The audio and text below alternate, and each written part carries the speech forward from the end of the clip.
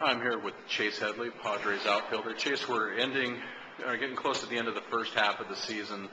I guess if you look at your numbers, I'm talking games and at-bats now, with last year and this year, I guess you're probably well over what a full season would be. Kind of learning the ropes last year a little bit. What has this first half been like for you? Has it been much like the experience you had last year? You kind of experienced some of the growing pains, the highs, and then some of the lows, or has this been a new challenge? Well, it's kind of a new challenge because you come in and you're through the rookie year, you're through the grace period of being of a rookie, and you're expected to come in and produce, and that's just a different animal than what I went through last year. But it's something that you look forward to. It's a challenge, and hadn't gone quite as well as I'd like to this year, but thus far, anyways. But that's part of baseball. You try to grow from the times where things aren't going well, and hopefully come out stronger when it's all said and done. It's funny. It seems like last year, Chase, all we talked about was the adjustment to left field, and we never talk about left field anymore. Is this maybe not become second nature to you? I know you always talk about third base being your true position you grew up playing, but any more of the questions about the outfield pretty much left out? Well, I hope that's a good thing. It's not an issue so much anymore. I've put in a lot of hard work in the outfield to try to become as good as I can out there, and still working every day to try to get better out there. But I think that there's been a pretty dramatic improvement over where I was last year, to where I am now. But it's just that's where I am right now. Like you said, I still consider myself a third baseman by trade, but I've been taking some ground balls over there, get a little bit of game action, so that's been fun too. So you never know what's going to happen as far as position switches, trades, anything can happen. So I just want to remain sharp over there, and if time comes where I move back there, great. If not, I'm happy in left field too. Chase, Kyle Blanks is a young guy, not unlike yourself, a few years younger than you, and he's up here for the first time.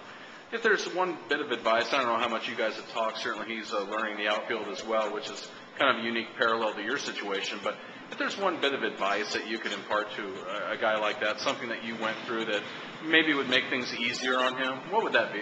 I think just, keeping the confidence level. When you get here, it's a whole different ballgame up here. You got, just a better overall talent level. You got better scouting reports. You got things, so it makes it a little bit tougher. But my advice would be just to try to remain confident, to believe that that you can play here, and know that even though things aren't always going well, that there's definitely a light at the end of the tunnel. You were taking some time off, much like a lot of these guys over the All-Star break. Is for you, are those 3 days, Chase, are they more helpful physically or mentally? I would say mentally. The physical part of the game, everybody goes through the same thing. I mean, you're beat up, you're tired. You're not quite as strong as you were at the beginning of the year, but that's a whole. Everybody goes through that.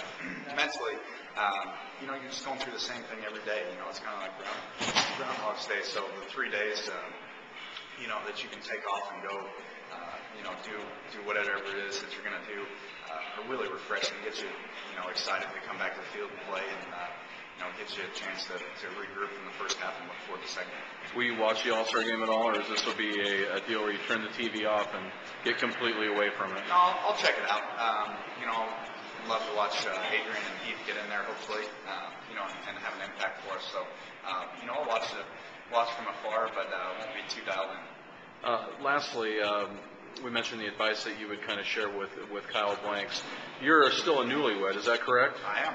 And your roommate, Nick Hundley, is engaged, right? Yes. What would you share with Nick, or what have you shared with Nick about marital bliss and the ups and downs with that as well? Certainly something that it takes a while to get used to, I imagine. Yeah, it does. My advice to him would be to run, run fast. No, I'm excited for him. If you find the right girl, it's a wonderful thing. So I'm excited for him. I love Amy to death, so I think it'll be great for him. Who's a better cook, you or Nick? Nick's a better cook.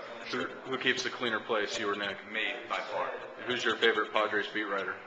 Corey Brock. Nice. Thank you, Chase.